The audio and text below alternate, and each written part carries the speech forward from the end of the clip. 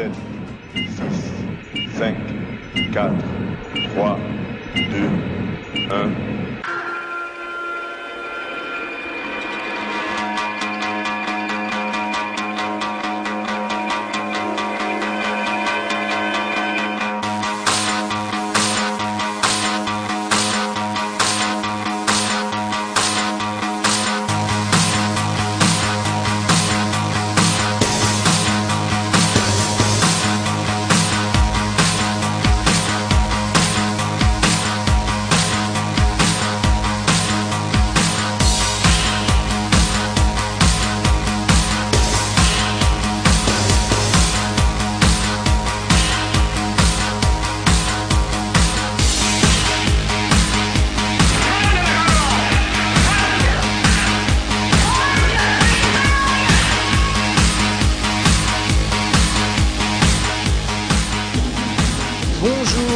Bienvenue dans Radiocratie, on est le lundi 28 novembre, il est 18h et on est en direct depuis le studio. Vous écoutez l'émission numéro 52 de Radiocratie.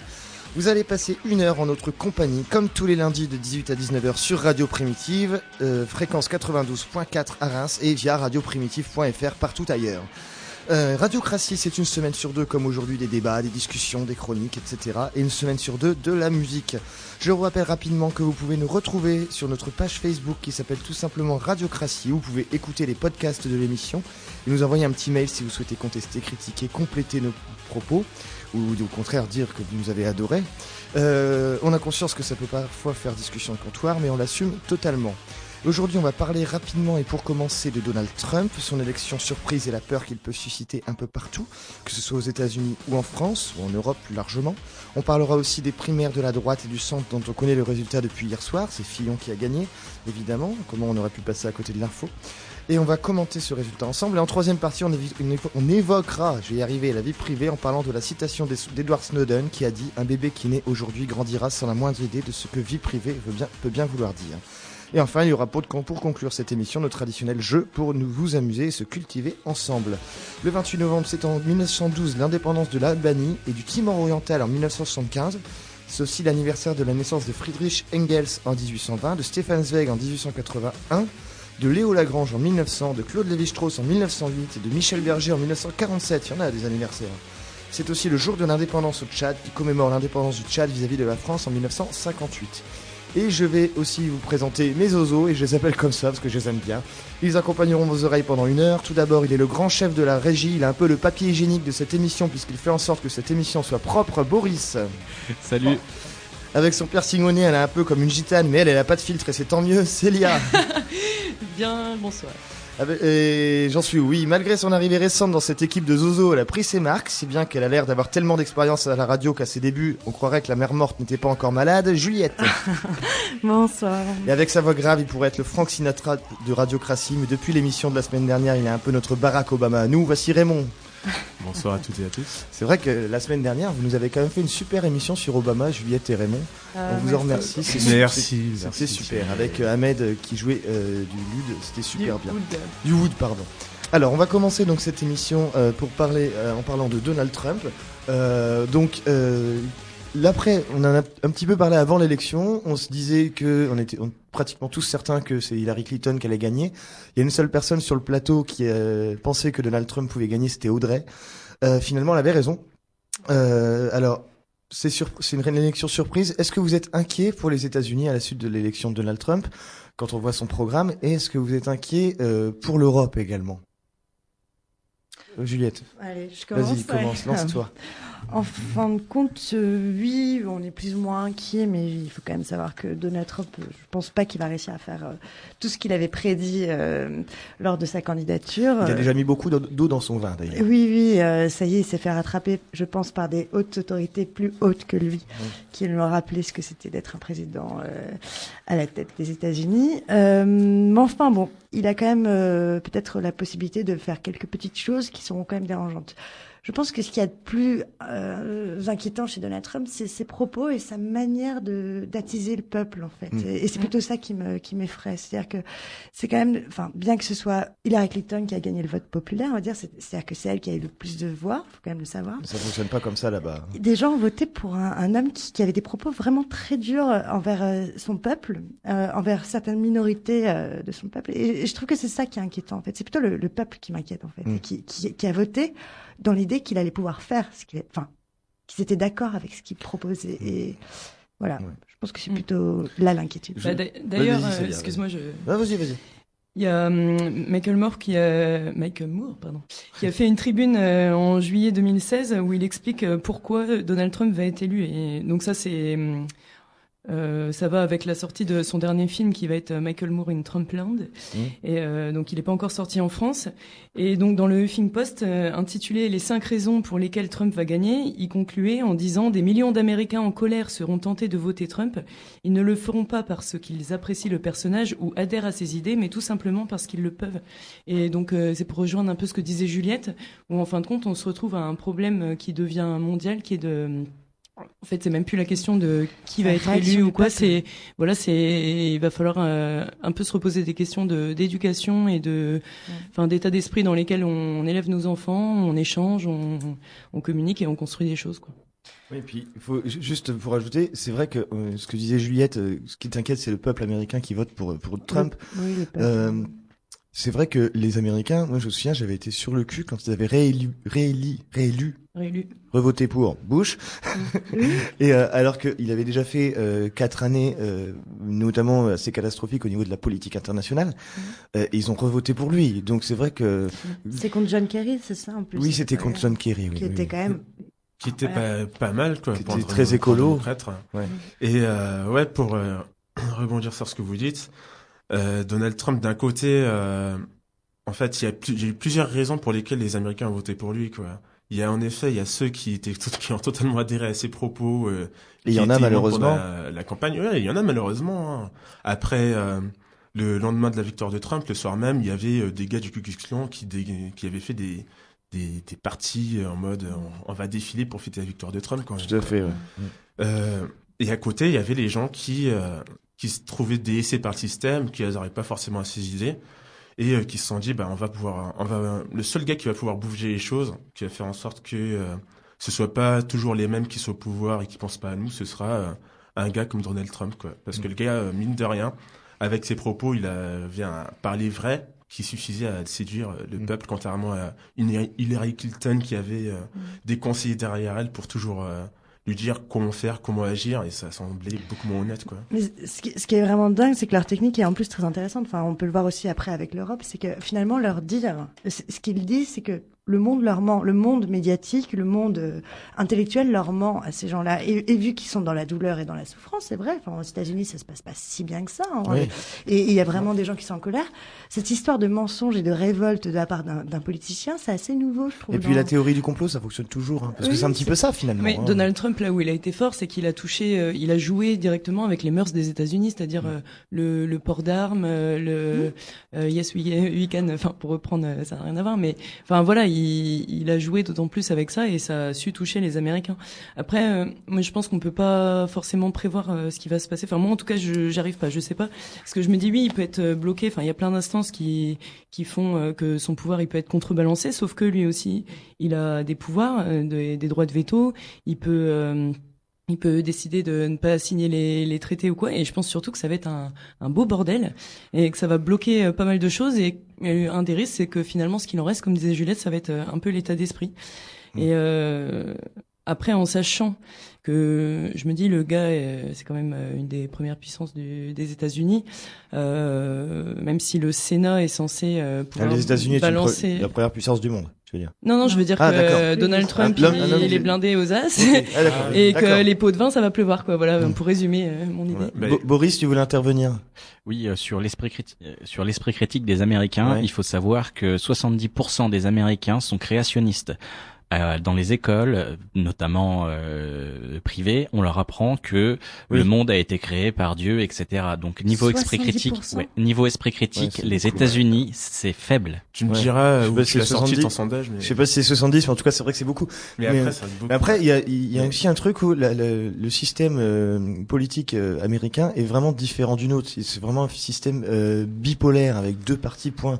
Nous, on est plus tripolaire avec le FN, la droite et la gauche, on va dire, en gros. Et puis, on a aussi d'autres partis. C'est vrai que là-bas, il y a eu une candidate, je sais plus, qui s'est présentée aussi aux États-Unis. Écologiste, on n'en parlait pas. Ouais, et qui a fait 1% parce que c'était pas ou démocrate ou républicain, ne sentait rien. Et c'est vrai que le système est vraiment différent du nôtre et peut-être que parfois on a du mal un peu à comprendre leur système aussi. Je peux comprendre. Et oui, pour rajouter un truc par rapport au système américain dont tu parles, Donald Trump, donc aux États-Unis, t'as le président qui a beaucoup de pouvoir, comme tu disais, et ensuite t'as les chambres, le Congrès, qui va être dominé par les républicains ou les démocrates, et ça va contrebalancer pour savoir si le président peut faire quelque chose ou pas, quoi. C'est ce qu'on appelle la cohabitation en France, hein. Ouais, sauf que du coup aux États-Unis, ils ont une culture de négociation entre les politiciens quand ils sont pas de la même chambre. C'est pas comme en France, tu vas avoir un peu une ministre fort et un président qui va devoir se débrouiller avec. T'as le président qui a beaucoup de pouvoir, il va devoir négocier avec le Congrès s'il veut pouvoir avancer des choses. Bon, ce qui s'est passé avec l'ère Obama, c'est que pendant peut-être 6 ans, mais c'est que pendant 6 ans, pour te donner un exemple, Obama il est démocrate et il avait le Congrès qui était républicain. Du coup, il a jamais pu pouvoir aboutir au bout de ses politiques. Aujourd'hui, Trump il a été élu en étant républicain et il a la Chambre avec lui.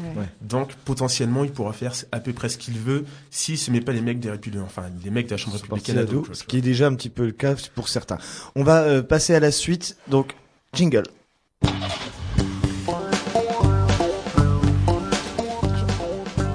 Alors revenons en France maintenant. Hier, pour passer à côté de l'information, il aurait fallu vivre dans une grotte. On a assisté à la victoire au deuxième tour de François Fillon contre Alain Juppé aux primaires de la gauche à pratiquement 2 tiers, 1 tiers, quoi, en gros. J'ai pas regardé les c'est 67 et des brouettes, je crois. Oui, Donc 2 tiers, 1 tiers, hein, c'est assez énorme. Déjà, c'est une surprise. Enfin, pour moi, ça a été une surprise. Est-ce que vous, déjà, pour vous, ça a été une surprise, cette victoire de Fillon, ne serait-ce que sa présence au deuxième tour aussi? Non, je pense pas. Non? Parce que, enfin, par rapport à, en tout cas, son élection par rapport à Alain Juppé, c'est ce que j'entendais autour de moi, c'est qu'Alain Juppé, il paraît un peu dépassé. Enfin voilà, il est un peu moins médiatisé, je pense, dans le sens où François Fillon il joue vachement avec son charisme. Enfin, et tu regardes son programme, c'est sa deuxième priorité, restaurer l'autorité de l'État. Et lui, voilà, il joue avec son personnage politique et c'est ce qui a marché auprès des Français. Raymond? Ouais, enfin, je suis pas très d'accord. À niveau charisme, bon. Bon, bah, ça, après, c'est subjectif. Non, mais Après, c'est quand subjectif. je dis charisme, c'est par rapport replacé dans le contexte d'un président, ce qu'on peut en attendre il est pas moche. à l'ancienne. Non, mais rien à voir. Mais à l'ancienne, voilà, où justement un peu mystérieux, cerné sous les yeux, je travaille, oulala, et je n'en dis pas trop sur moi, mis à part mis à part qu'on sait qu'il est catholique, voilà, mais bon. Fan de course automobile. Ouais. Enfin bon, voilà. Comme Poutine. Ah ouais? Oui, c'est un des points qui les rapproche, enfin qui est décrit dans l'article de Libération du vendredi 25 novembre, je crois. Oui, c'est le 25 vendredi. Juliette, est-ce que tu as été surprise, toi? Oui, non, en fait, oui, j'ai été surprise au premier tour. Oui. C'est-à-dire que quand il est arrivé, parce que évidemment Oui, qu'on parlait beaucoup de Sarko et Juppé, au final, et on s'attendait à ce que les deux se retrouvent ensemble. On attendait peut-être une surprise, un peu genre à la Le Maire ou une NKM qui arrive. On aurait peut-être espéré ça aussi un peu d'un côté pour un peu que le débat prenne position sur d'autres choses. Mais finalement, non, le débat s'est terni avec un Fillon qui est quand même qui fait partie d'une droite beaucoup plus conservatrice, je dirais, que celle de Sarkozy. Finalement, quand on écoute les gens et quand on regarde autour de soi, en fait, Fillon, c'est un homme qui fait un peu un homme intègre, un homme en accord avec lui-même. C'est aussi quelqu'un qui finalement, prise dans la politique a été finalement très discrète, contrairement à Juppé qui était sous Chirac et dans lequel en fait il avait commencé, vous savez, les formules pour les retraites plus tard. Et ça a été un grand scandale cette histoire-là. En 95, oui. Et puis Sarkozy où les gens n'en pouvaient plus. Donc au final, c'est pas vraiment une surprise parce que les gens se sont tournés naturellement vers un homme qui paraissait plus ou moins discret, mais qui aussi ressemblait à une droite qui leur convenait le plus, c'est-à-dire une droite conservatrice, traditionnelle, et avec des éléments on va dire très forts sur l'identité, sur... Boris. Boris, ah non, pardon. Et est-ce que, parce que il y a deux choses dans une présidentielle. Un homme peut être un bon candidat et un mauvais président, ou inversement. Par exemple, je pense que Hollande est un très bon candidat en tant que candidat. Est-ce que vous pensez qu'il ferait un bon président malgré qu'il puisse être un bon candidat? Écoute, après, faut être d'accord avec ses idées. Oui, mais moi, je suis pas forcément d'accord avec les idées de Hollande, mais je pense que politiquement, tactiquement, il était un bon candidat. Hollande était un bon candidat quand il s'est présenté. Écoute, il a une expérience de Premier ministre. Est-ce que tu penses qu'il était un bon Premier ministre pendant son mandat sous Sarkozy? Moi, je peux pas te dire oui, parce que je suis pas d'accord avec ses idées. Boris, si vous voulez intervenir. Oui. Ça sera un mauvais président parce qu'il gouverne il veut revenir sur des acquis sociaux selon sa foi. Et il va être aveuglé par sa foi religieuse et ça va poser des problèmes. Non. Pas forcément. Il faut quand même reprendre au sérieux ce garçon-là. On va dire que c'est un garçon, parce que on est en train de le comparer à Marine Le Pen. Alors certes, il y a des idées qui sont en accord. Hein. C'est assez intéressant quand on compare. Enfin bon, j'ai juste regardé moi deux secteurs qui m'intéressaient. C'était le secteur de la femme et le secteur de la politique culturelle. Alors le secteur de la femme, c'est marrant, mais oui, dans les politiques aujourd'hui, ils font un petit chapitre pour les femmes. Et Marine Le Pen, on le voit. En fait, on le voit pas dans le chapitre femmes, on le voit dans le chapitre famille. Donc ça montre déjà l'ambiance de Marine Le Pen, qui finalement rallie tout de suite la femme à une histoire de famille et de un papa, une maman ou je ne sais quoi. Et on voit Fillon qui, d'un côté, a quand même un regard un peu plus, on va dire, démocrate sur la condition et moderne. de la femme. Et moderne, voilà, il se sépare. Donc c'est quand même un candidat sérieux parce que son programme il est très très large, très long. À mon avis, ça me prendrait une journée à lire tous les programmes sur la sécurité, sur mais il développe des idées qui ressemblent à des idées d'un candidat de droite. Enfin, justement, il y a une certaine facilité là-dedans. Moi, je trouve que c'est une caricature des tendances de droite, quoi. Il s'appelle les LR. 100 milliards d'économies sur les dépenses publiques. Oui, d'accord. Enfin, en gros, il y a toujours un pan de la société qui va être sacrifié. C'est toujours la même. Oui, mais dans la partie de gauche, c'est la même chose. En fait, il sacrifie d'autres éléments Enfin, ça, c'est le grand combat entre la gauche et la droite. Finalement, on dirait que la droite, si tu veux expliquer à tes enfants ce que c'est. Oui. Exactement, mais lui, pour gagner beaucoup d'argent pour payer il explique assez simplement les choses. Enfin, suppression de l'ISF, 40 milliards d'allègements de charges pour les entreprises, c'est des choses assez basiques finalement.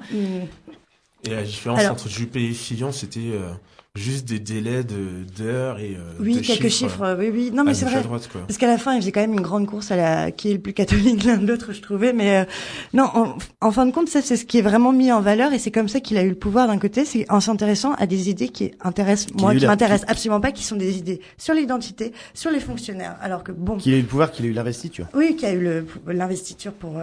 C'est vrai, excusez-moi. Et en fait, c'est 10 lignes qu'on voit à chaque fois sur les journaux. Voilà, sur l'identité. Va faire ça, mais le truc c'est que ça attise certains électeurs. Je pense que ce qui serait intéressant, c'est de vraiment développer on devrait faire une émission d'ailleurs, on pourrait développer vraiment à chacun leur programme, parce que ils vont les mettre sur internet. Là, on a celui de Marine Le Pen qui est très court, vous inquiétez pas, il n'y en aura pas pour longtemps. Moi, je veux bien m'en occuper, ça me prendra que 2 heures.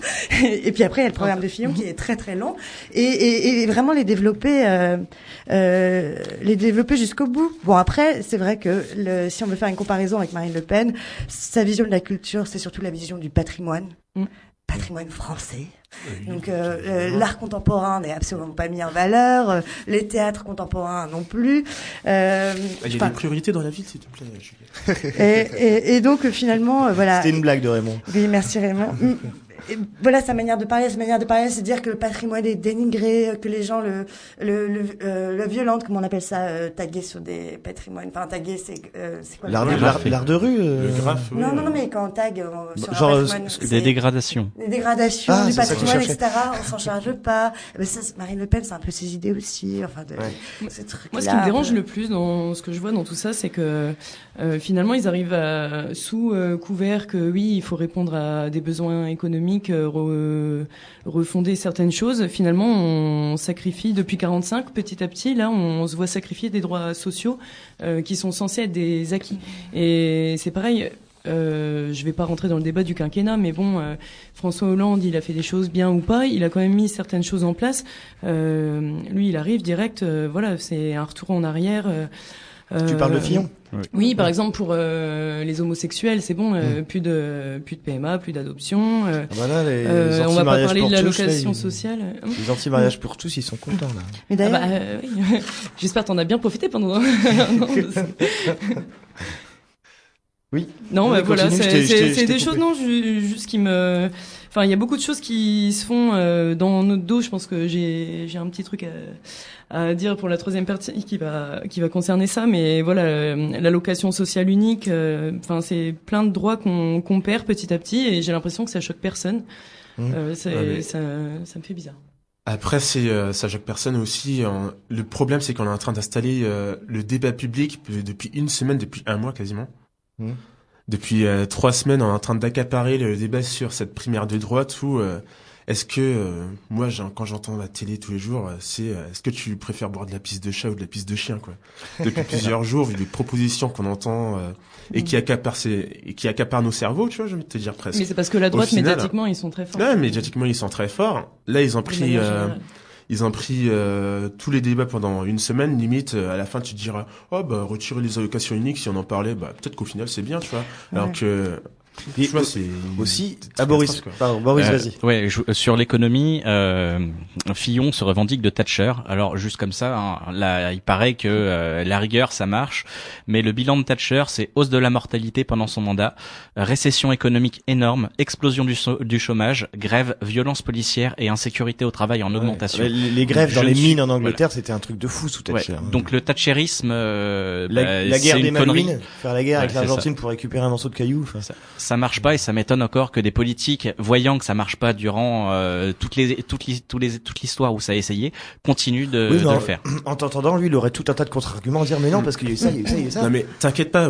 Boris, c'est pas que les politiques, c'est aussi les économistes aujourd'hui qui promouvent les économistes qui sont devant les médias, les Européens, au niveau des économistes mondiaux, au niveau du FMI, c'est genre de.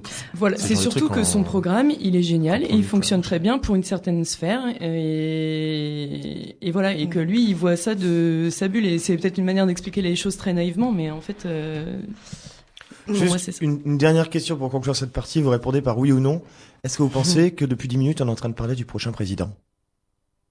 Je sais pas. Pas forcément. Il y a des chances, malheureusement. Je sais pas, parce que il peut effrayer Marine Le Pen, parce que tout le monde disait avant que Fillon passe à la primaire de droite que ça allait être une finale entre Marine Le Pen et un candidat de machin chouette. Mais finalement, Fillon a quand même réussi à utiliser la méthode Sarkozy, pourrait s'accaparer quelques voix pour Marine Le Pen. Et c'est un petit danger pour elle, d'ailleurs. C'est aussi intéressant. À voir. Eh ben, on verra. À voir. Ok. Eh ben, écoutez, on en a beaucoup parlé ce week-end et depuis une semaine de ces primaires de la droite. Donc, on va refermer ce chapitre et on va passer à la suite. On va juste écouter un petit morceau de musique pour se faire une petite pause. C'est De mémoire de Rose de Julos Bocarne et on se retrouve dans 2 minutes. À tout de suite.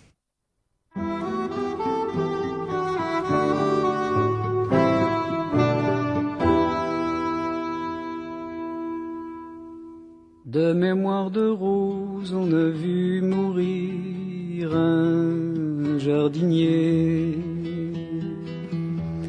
Si rien qu'une pause ne peut vous suffire, madame, laissez. Le temps s'étirer sans le mot dire, patientez. Laissez-vous glisser dans le vent léger, patience, patientez. Même s'il fait noir, car de mémoire de rose, on a vu mourir un jardinier.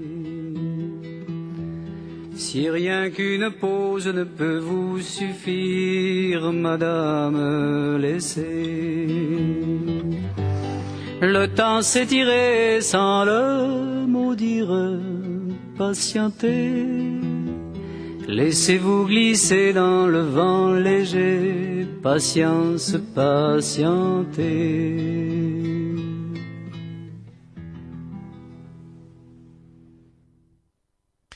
Toujours dans Radiocratie sur Radio Primitive 92.4 sur Reims et sur radioprimitive.fr et Radiocratie. Eh bien, c'est tous les lundis de 18 à 19h. On est avec Boris en régie, comme d'habitude, avec Juliette, avec Célia et avec Raymond. Et on va donc entamer la troisième partie. Ce qu'on vient d'entendre, c'est De Mémoire de Rose de Julius Bocard. Hein. Donc, on va entamer la troisième partie de notre émission déjà. Alors, une troisième partie qu'on va appeler Dissertation sur une citation. Alors, c'est une citation d'Edward Snowden, je vais vous la lire en entier, qui dit l'écrivain britannique George Orwell nous a averti dans son livre Big Brother que des dangers qui pèsent sur nos données personnelles. Mais les moyens de surveillance décrits dans son livre, micro, caméra, télé, qui nous espionnent, ne sont rien à côté des moyens disponibles aujourd'hui. Nous avons des puces dans nos poches qui nous suivent partout où l'on va. Pensez à ce que cela signifie pour la vie privée d'une personne normale. Et là, c'est la partie de la citation sur laquelle on va un petit peu disserter. Un bébé qui naît aujourd'hui grandira sans la moindre idée de ce que, entre guillemets, vie privée peut bien vouloir dire. Ils ne sauront jamais ce que signifie avoir un moment à soi, une pensée sans que l'on enregistre ou qu'on analyse. C'est un grave problème, car la vie privée est fondamentale. La vie privée est la condition essentielle qui nous permet de nous réaliser et de décider qui nous voulons être dans la vie. Les débats qui ont lieu aujourd'hui détermineront la confiance que l'on peut avoir à la fois dans la technologie que nous utilisons et dans les gouvernements qui la contrôlent. Ensemble, nous pouvons trouver un meilleur compromis que cette surveillance généralisée et rappeler au gouvernement que s'il veut vraiment savoir ce que l'on pense, nous le demander est toujours moins cher que de nous espionner. Donc voilà, un bébé qui naît aujourd'hui grandira sans la moindre idée de ce que vie privée peut bien vouloir dire de Edward Snowden. Est-ce que vous pensez qu'il a raison? Et est-ce que ça vous fait peur, l'évolution de toutes ces technologies qui nous surveillent tout le temps? Genre nos téléphones, on peut être suivi partout avec notre téléphone, on peut savoir exactement ce qu'on achète quand on paye avec notre carte bleue, etc. Alors, le sujet que tu lances, Étienne, moi, il m'a fait penser directement au fichier TES, oui, qui est passé récemment. Et oui, en effet, c'est quelque chose qui me fait peur et j'étais assez en colère, hein, parce que je pense que la tolérance des gens augmente petit à petit. On se rend plus compte, c'est quelque chose qui rentre dans des processus sociaux, une manière de fonctionner qu'on a et quelque chose qui, je sais pas, moi je me suis toujours dit il y a un truc comme ça qui passe, c'est la révolution. Je sais pas, non, non, c'est passé sous silence, c'est passé comme une lettre à la poste tranquillement, alors que je sais pas, ça me pose question. Après, pour revenir plus simplement sur le sujet, j'avais lu, alors j'ai eu pas les sources, ça me vient comme ça, je suis désolée. J'avais lu un article psy qui expliquait un peu justement même la jeunesse aujourd'hui, cette manière de se montrer sur les réseaux sociaux, les photos, tout ça. En fait, c'est une manière de rattraper, compenser un peu sa vie, de construire sa vie aux yeux des autres, qui devient en fait qui revient à ses yeux à soi. Donc c'est-à-dire on pose des photos de nous qui nous mettent le plus en valeur, ce qu'on a mangé. On garde de notre vie ce qui nous met le plus en valeur. Et je me dis mais quelle bande de psychos on va faire quoi. Au niveau de la dissociation de la personnalité de toutes ces choses-là, c'est spécial. Ouais. Vraiment. Ouais, pardon. Mais oui, tout ça, moi perso, j'avoue, ça me fait peur aussi, quoi. J'ai un petit côté parano qui fait que de moi-même en général, je vais faire attention à mes fichiers, à ce que je vais poster, à ce que j'accepte qu'on soit suivi ou pas, parce qu'il y a un truc qu'il faut quand même pas oublier, c'est que c'est aussi la responsabilité de chaque personne. Du coup, c'est aussi une manière d'éduquer les gens sur ça. Hein. C'est la responsabilité de chaque personne de savoir qu'est-ce qu'il peut montrer aux autres, qu'est-ce qu'il peut délivrer aux autres ou pas, quoi. Après, le problème que tu soulevais tout à l'heure, c'est que de plus en plus avec les nouvelles technologies, on leur fait une sorte de deal, c'est-à-dire vends-nous accepte de partager tes données personnelles, comme ça, tu auras un meilleur service. Accepte de nous dire où est-ce que tu seras en temps normal, comme ça tu auras une sécurité. La plupart du temps, quand tu t'es obligé d'accepter pour avoir accès au logiciel. Oui, il y a plein de choses comme ça qui se mettent en place et tu dis être vigilant, bien sûr, mais ça devient un travail de chaque instant, quoi. Il y a tellement de choses qui peuvent transparaître. Vas-y. Ouais. Moi j'appelle ça un espèce de village contemporain, vous savez, il y a 50 ans en fait, quand les gens vivaient dans les villages, mais c'est encore le cas aujourd'hui, tout sachait, tout pouvait savoir si machin chose avait fait si la vie privée n'existait pas. Mais alors la grande question que je me suis posée en voyant cette question-là, c'est qu'est-ce que c'est ma vie privée en fait, c'est quoi? Enfin, qu'est-ce que j'ai qui est privé en moi et qu'est-ce que genre je sais pas, à part mes boobs que j'ai pas envie de montrer à n'importe qui. Non mais tu vois, genre qu'est-ce que c'est ma mère, c'est mon père, ma vie privée, ça va où en fait? C'est quoi la grande question de ma vie privée? C'est vraiment de la personne.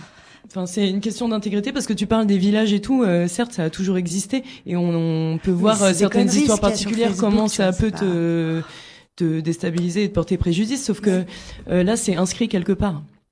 Et c'est inscrit sur et c'est inscrit sur un support Facebook, c'est un accessible. support public, Voilà. tu vois, c'est public et maintenant aussi c'est la sphère publique. tracé. Mais c'est encore alors du coup je suis vraiment d'accord avec Raymond sur cette histoire de responsabilité de la personne et on devrait les convaincre de ça parce que enfin j'en vois effectivement sur Facebook qui ont aucune oui, mais est-ce que c'est un mal? Enfin, qu'est-ce que? Non, mais après, voilà, justement, ça, c'est. Moi, je m'en fous, en fait. Non, justement, c'est là tout le débat de la vie privée, tu vois. Ouais. Toi, c'est ta vie privée. Enfin, c'est ton avis peut faire partie de ta vie privée, justement, par exemple, quoi. Alors que pour d'autres personnes, mon avis doit être partagé à tout le monde. Alors je vais le donner à tout le monde comme on est en train de le faire à la radio. Il y a aussi, à la fois, Julia, tu dis c'est la responsabilité de chacun et chacun fait ce qu'il veut, et met ce qu'il veut sur les réseaux sociaux, Twitter et Facebook. C'est un peu, en gros, ça qu'on parle. Non, c'est peut-être par rapport aux achats. Alors à ce moment, on se tape des publicités. Si je vais sur un site de machin, ça y est, je me tape plein de pubs pour acheter des lits. Je suis allée sur la Redoute la dernière fois. J'avais que ça, et là, je me suis posé des questions. Oui. En effet, tu vois, alors mais enfin, c'est juste que ça m'emmerde tellement de voir ces pubs de la Redoute que du coup, j'ai plus envie de. Pardon. Oui, non, mais complètement. Mais il y a aussi un truc, il y a aussi le contraire. C'est-à-dire, tu vas faire une soirée avec des gens. Le lendemain matin, t'as quelqu'un qui a pris une photo, qui l'a mis sur Facebook et qui t'a identifié. Moi, je suis désolé, même si j'ai rien à cacher, j'ai pas forcément envie que le monde entier, parce que quand tu mets un truc sur Facebook, de toute façon, tout le monde le sait. Sache que j'ai fait une soirée la veille avec telle personne, quoi. Boris. Dans ces cas-là, tu peux faire en sorte que la photo n'apparaisse pas sur le mur et que tu ne sois pas identifié.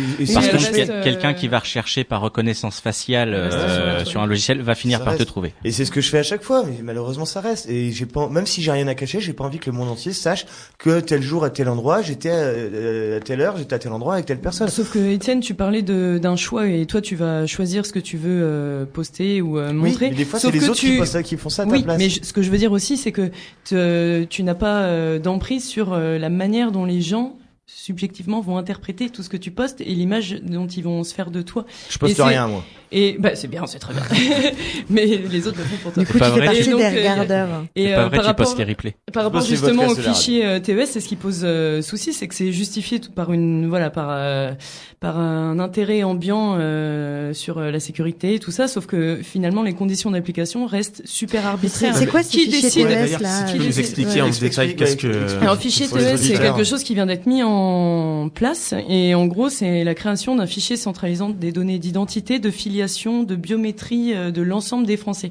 Et sauf que tous fichés. Voilà, et tout donc fichier de chez fichier. En gros, la CNIL ils ont rien à dire là-dessus. Toutes les données justement que peut tracer le gouvernement sur toi sur internet, tout ça, ça peut être centralisé. Et le problème aussi dans tout ça, donc je disais c'est complètement arbitraire. C'est quoi le plus que ma date de naissance, mon lieu d'habitation, ce que j'ai payé comme taxe cette année, c'est quoi le plus ton dans état tout ça, civil, ta filiation, tout ce que t'étais voir comme photo, site internet, domicile, ton courriel, la couleur de tes yeux, tes empreintes digitales. Ça c'était déjà le cas. Non mais ce qu'il y a c'est que ça ouvre à des dérives, ça ouvre à des dérives et mais elles sont les dérives. En fait c'est ça, tu vois, genre moi mais c'est ça la question. Je fais l'avocat du diable, mais j'aimerais bien savoir. C'est exactement ça la question parce que ce qui pose vraiment souci pour moi, c'est que dans cette histoire, il y a l'instance judiciaire n'est pas présente. C'est-à-dire que le pouvoir judiciaire n'a aucune visibilité, aucun pouvoir là-dessus, alors que c'est eux qui sont censés défendre nos droits ou quoi. Et c'est pareil, la CNIL, ils l'ont mis complètement à côté. Donc en fait, pour moi, c'est les prémices de dérive de l'État. Enfin.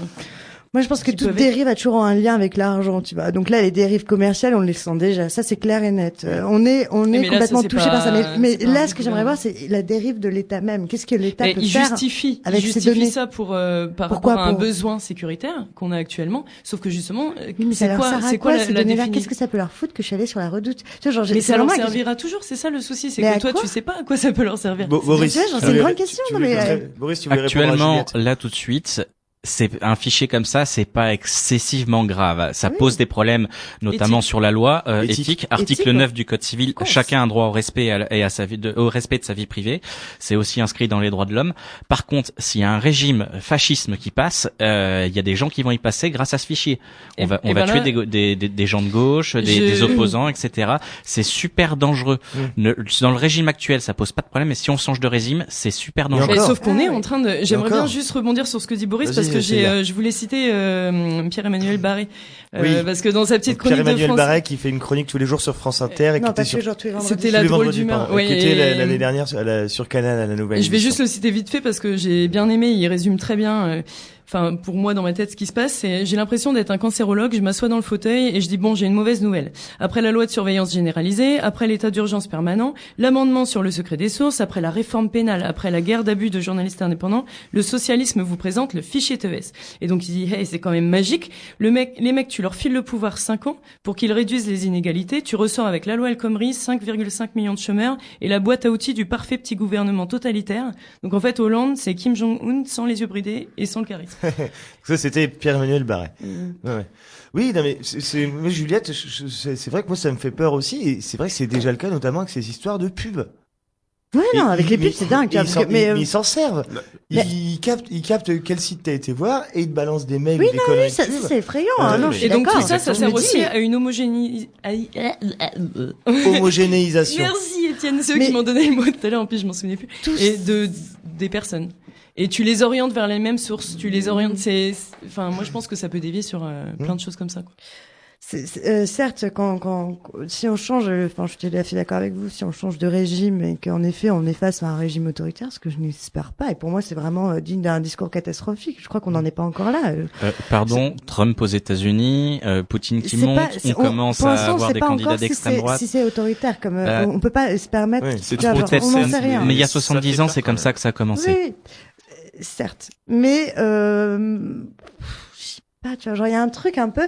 Pour l'instant, hormis dans ce cadre-là, je me dis mais à quoi ça peut bien servir? Parce que Non, quand mais- je vois la publicité là dessus, je suis là, mais quelle bande de cons. Mais, quoi. Ils Juliette, croient vraiment que j'ai pas envie d'acheter une armoire, c'est pas le cas. J'ai pas les Juliette, sous, si c'est tu évident. si tu t'as mis un jour à lire les conditions, les CJU que personne ne lit, Les conditions générales de vente sur les sites internet. et ils vont Ouais, ça te dire, permet de gagner 7 000 euros. Ça permet, non mais de gagner 7 000 euros, oui, ça fait de l'argent pour les publicitaires, pour mieux cibler ta pub, tout simplement. Les mecs, ils vont voir que t'es allé sur un site de voyage, ils vont te mettre des Ouais. trucs de site de voyage pour que t'achètes plus facilement. Ouais. C'est aussi simple que ça. Non mais là tu me parlais d'aspect financier tout à l'heure, il est complètement là-dedans, tu vois. Oui, je pense que du coup là il y a vraiment des enjeux Donc, financiers, mais là, il y a un dans les enjeu qui est enjeux là, tu vois. Ça, c'est la première de partie. notre Il y a un autre- moralité, et un tu autre- vois, genre publique, de la moralité Eh ben, publique politique. moi, Là, je vois J'aurais plus vraiment- tendance, d'habitude, je me fais un peu l'avocat du diable, comme tu es en train de le faire en ce moment, sauf que même justement, là, les conditions d'application, elles posent des questions. C'est des petites choses comme ça qui passent sans qu'on ait trop notre mot à dire. Je parlais tout à l'heure des droits sociaux qu'on se fait grignoter tranquillement, et à l'abri du regard de tous.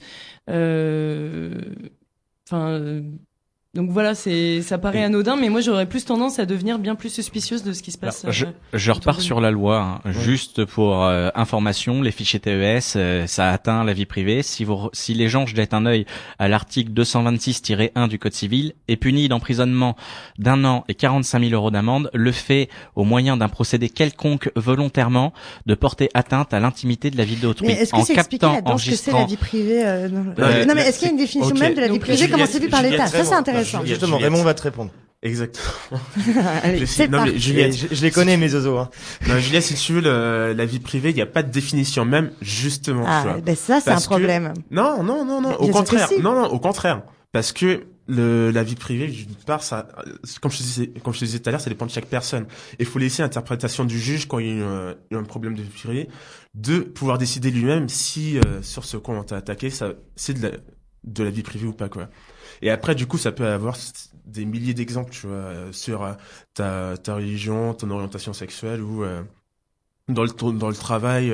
Oui, c'est un jusqu'où terme il de peut aller, fichage. hein. C'est un fichage. Ça, Et j'en après, ai, et j'en ai après, aucun doute. Regarde, je reçois un mail là J'ai Amazon, dernières heures, machin, tout ça, parce que j'avais peut-être dû aller voir un truc sur Amazon un jour. Non mais Ouais. ce que je voudrais Vous en dire, c'est parlez qu'il y a direct. quand même des termes très spécifiques pour décrire la vie privée. Eh ben, Tu vois, genre, Non, c'est ça mais la oui. grande question. Ouais, Est-ce le que vous respect avez de une la vie réponse, privée, on parle de c'est respect. quoi Dans l'article 9 du Code civil, comme il te dira, comme qu'a cité Boris, on te parlera de respect de la vie privée. Mais on te le définit pas exprès. Il n'y a pas de définition juridique de la vie privée, tu vois.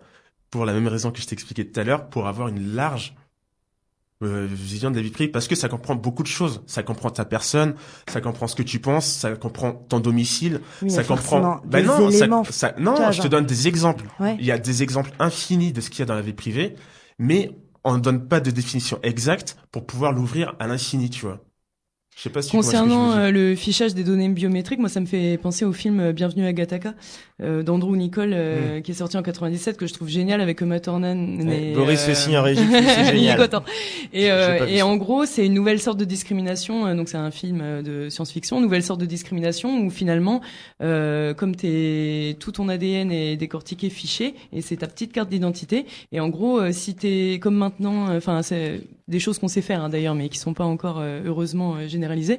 Mais ils peuvent, un enfant qui naît, c'est médicalement assisté, donc ils choisissent le meilleur, oui, voilà, la meilleure fibre ADN. Bon, je suis loin d'être scientifique, que je vais pas Ouais. expliquer ça, mais en gros, voilà. Donc, par exemple, ceux qui naissent naturellement, bah, ils se retrouvent à faire des emplois, Ouais, des sous-emplois. voilà, des emplois mal payés mal ou qualifiés.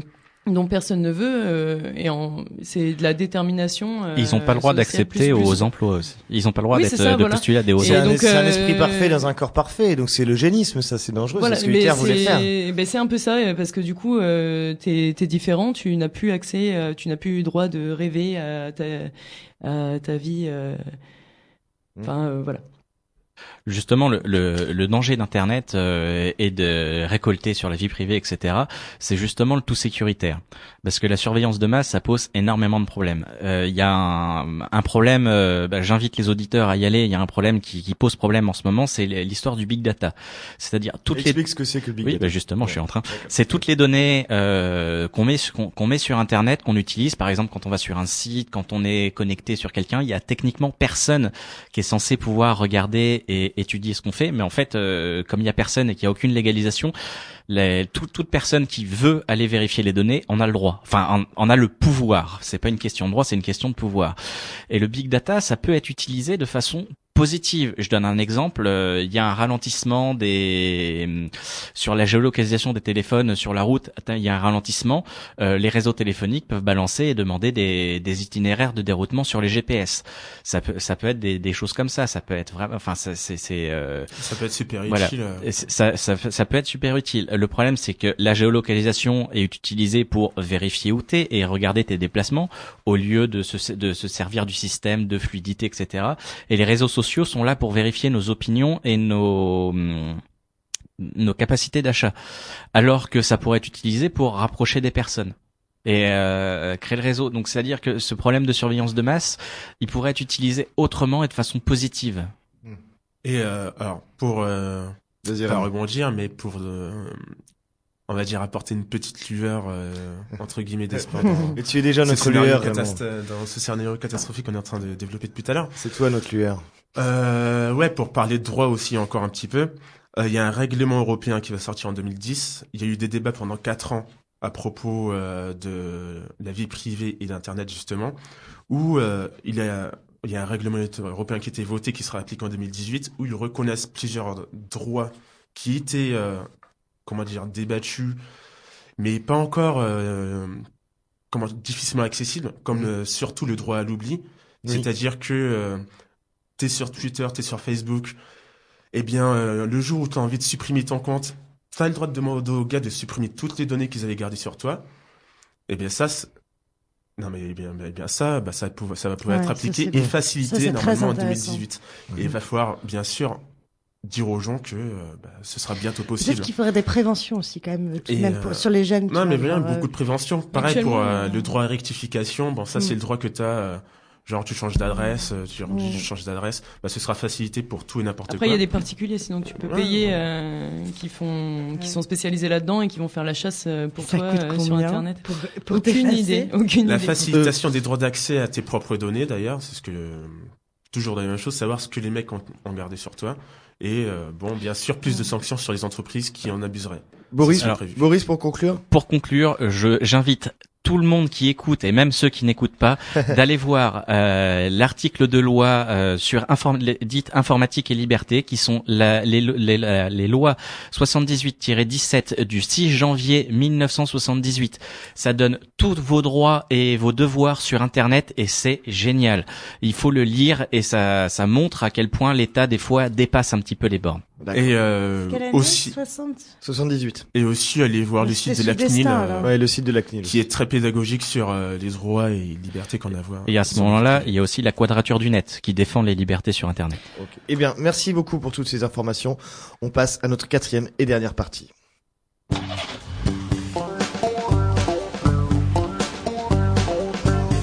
Alors, donc, toujours dans Radiocratie sur Radio Primitive, toujours avec Boris, avec Juliette, avec Célia et avec Raymond. Et pour terminer cette émission, nous allons jouer ensemble, comme on le fait très régulièrement en fin d'émission.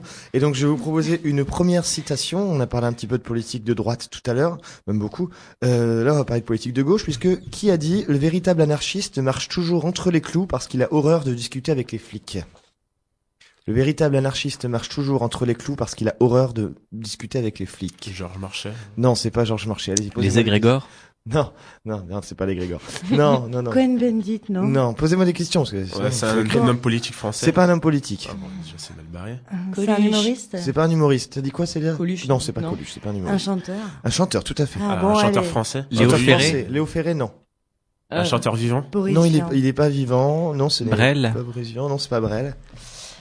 Il est mort? Il est mort. Brassens. C'est Georges Brassens. Bonne réponse de Raymond. Il y a Bravo, trois grands Raymond. chanteurs anarchistes et j'ai pas cité le dernier. Voilà, c'est ça. Le véritable anarchiste marche toujours entre les clous parce qu'il a horreur de discuter avec les flics. Je trouve ça plutôt rigolo comme citation. Ouais, bah ouais. Brassens, donc, qui est né en 21-7 et qui est mort en 81 Des dans citations les Roses. Fakir Sierra. Alors, on a parlé de politique, je vais vous proposer un petit quiz politique, c'est tout con. Je vous donne une grande réforme, vous me dites si c'est la droite ou la gauche. Ah. Ok? Alors, la 5e semaine de congé payé, À gauche. Gauche. c'est la gauche, en 1982. C'est pour qui le point là? je Non, pense mais que c'est pour moi. toi, hein. Oui, Juliette, oui. Mais je recompterai les points en réécoutant. Parce que Tu sais, je m'en occupe. la semaine qui passe de 40 à 39 heures. La gauche. Droite. Droite. Eh bien, c'est Boris qui a raison. Ah, c'est La gauche, Ah. c'est Mitterrand en 82 également, qui Merde, réduit je la pensais durée de juste. travail. Alors, c'est facile, l'abolition de la peine de mort. À Gauche. Gauche, bien sûr. Robert Mitterrand. Badinter. 81. 81, ouais. Eh, La pilule. La droite. Contraceptive. La droite, Juliette. C'était Avec sous Simone Veil. Simone Veil. Elle a été promulguée en 67. Et les décrets passent en 69 et 72. Bien sûr en 69. Hein. oh, oh. Oh, tout de Non, il y suite. a rien qui passe en 69. C'est le cas de le dire. La création du RMI. Gauche. La gauche. En 88. Ouais, me demande pas la date. Hein. La dépénalisation de l'homosexualité. Ça, j'étais sur le cul. C'est 1981, donc 10. c'est la Non, gauche. c'est 90, c'est 90. C'est 80 techniquement. T'es sûr? Ah, je crois que c'était Non, début des c'est années 82. Ah, C'était ouais. pas mal, Ah, Boris. oui. Donc c'est à gauche. Et vous vous rendez compte qu'avant 82, c'était c'était un délit C'était d'être encore un homosexuel. délit, Non, mais quoi. attends, il y a C'est pire hallucinant. alors. Non, mais Le fait que l'homosexualité soit considérée comme une maladie, ça c'est pas années c'était. 90.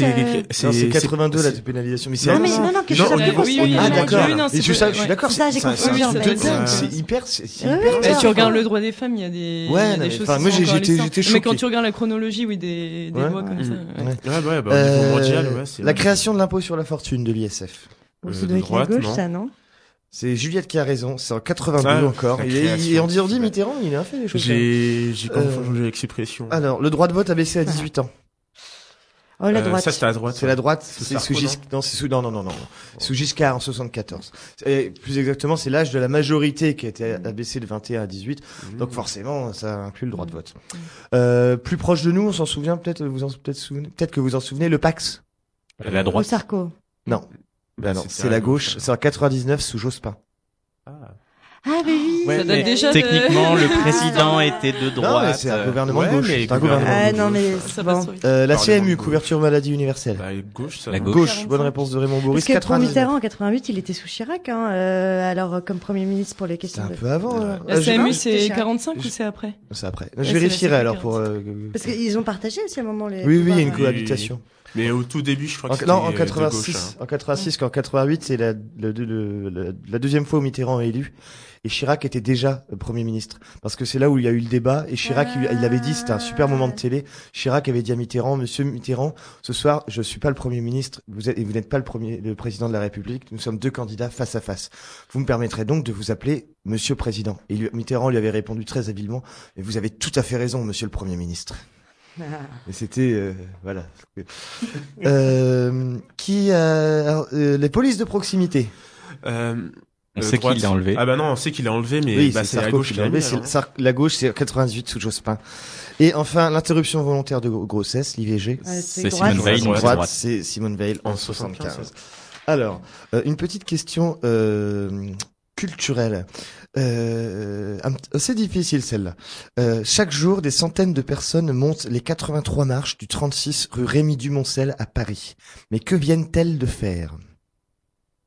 Bon Ces courage. personnes, c'est ça? Des gens, oui, des personnes physiques. Des centaines de personnes montent les 83 marches du 36 rue Rémy-du-Moncel à Paris. Mais que viennent-elles de faire?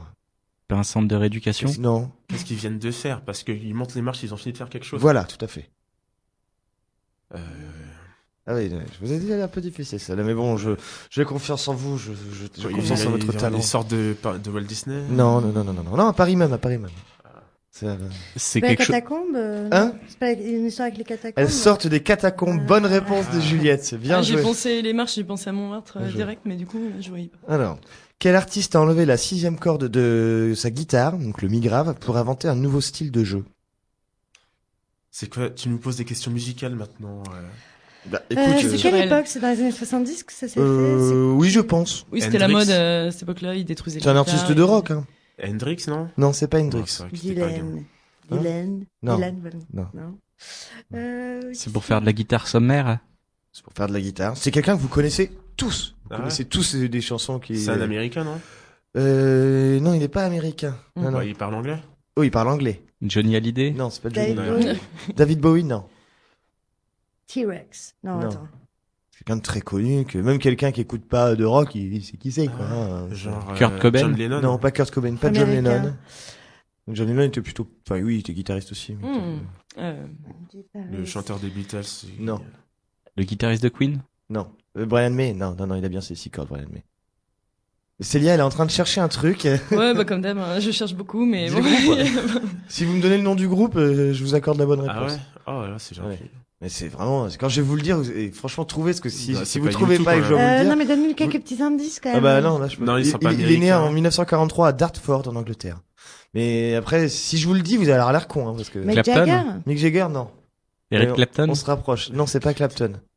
Si c'est pas Mick Jagger, c'était qui à cette Bob Dylan? époque-là? Non, c'est pas Dylan. Non, c'est jamais- Est-ce que c'est le King? Bah non, il est américain. Non, Ah, le non, King, non, c'est non. américain. Tout ça, c'est américain. Non. Le King, c'est Elvis, ça. C'est mondial. C'est pas les Beatles, ça n'a rien à voir Non, Non, avec c'est pas les Ça a rien à Beatles, voir. j'ai essayé, mais... Un peu, mais non, c'est pas les Beatles. C'est les Rolling Stones alors. Oui. Ah oui, les Rolling Stones. Bah, Bien. quoi, j'ai dit Mick Jagger? Oui, mais quoi. c'est pas Mick Jagger. Je dis, si Franchement, vous trouvez t'aurais le... pu me J'ai- t'aurais pu non, me non, dire, non. bon, J'ai- bah, j'ai alors dit- Juliette, elle est vraiment pas loin, Non, les gars, non, hein. non, non. Non, mais Qu'est-ce c'est qu'elle est pas la mauvaise joueuse, ce truc de... C'est d'une mauvaise foi. Oui, c'est Non. vrai. On peut dire que t'as gagné quand même. Non, non, non, non, Parce non, que nous, non, on a mais rien. j'ai dit, si vous me donnez le nom du groupe, vous avez bon. Donc, J'ai pas beaucoup de Juliette points m'a s'il vous dit plaît. Elle a dit Mick Jagger, c'est pas le nom Allez, du groupe. Boris, Boris m'a dit je te laisse. Rolling Stones, c'est bon parce que la réponse c'est le guitariste des Sun, Keith Richards. Ah, mais oui. Voilà. Ah, Donc, ouais, non. voilà. Donc, point Boris, point barre. Voilà. Alors, une question historique maintenant. Alors, le 2 décembre 1603, Julien de Ravalais a été décapité place de Grève à Paris. Donc pas guillotine, et la guillotine n'existait pas 2 encore. septembre. Avec une 2 hache. décembre 1603. Que ce soit le 2 Ah, 2 décembre ou le 2 décembre. août, on s'en fout. Hein, 1603, quoi.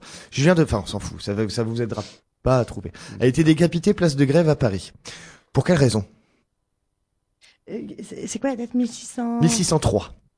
Ah oui, donc ça n'a rien à voir C'était un avec la- tueur en série. Non, c'était pas un tueur en série. Il était musulman. Comment il s'appelle Julien de Ravalais. Il a essayé de tuer un... Non, il a essayé de tuer personne. Ah, C'est une sorte de Robin des Bois? Non. Il a dit que la Terre était ronde. Non. Hmm. Non, c'était pas un scientifique. C'est une histoire Voilà. politique. C'est pas un Non, c'est pas politique.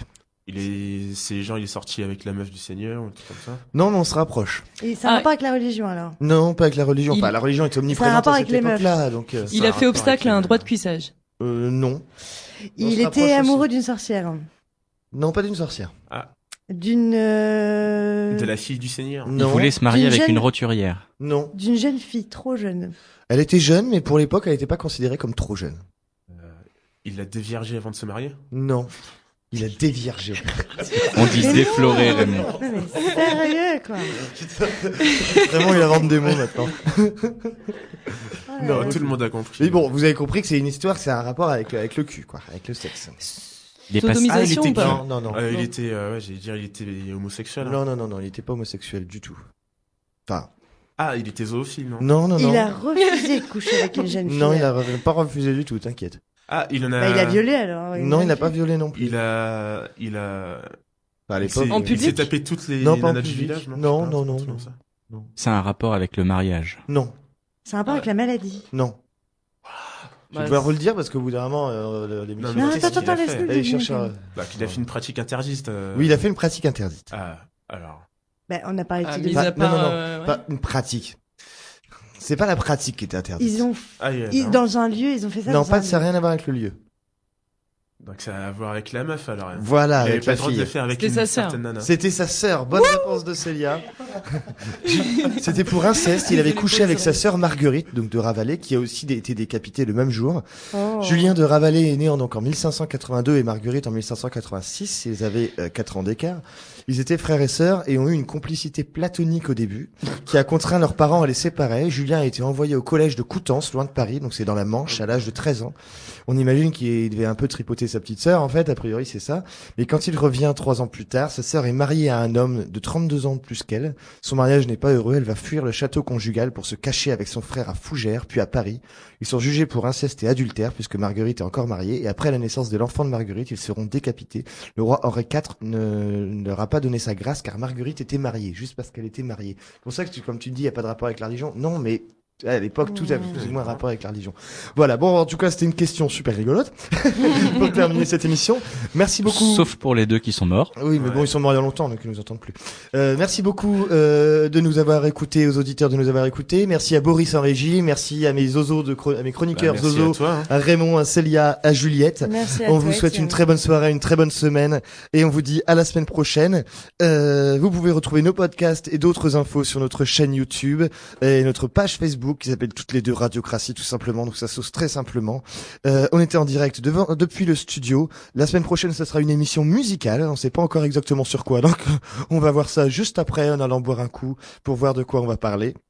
Tout de suite, c'est les Grégor et toute son équipe. On leur laisse la place en studio, donc restez à l'antenne. À la semaine prochaine, en attendant, portez-vous bien. Ciao!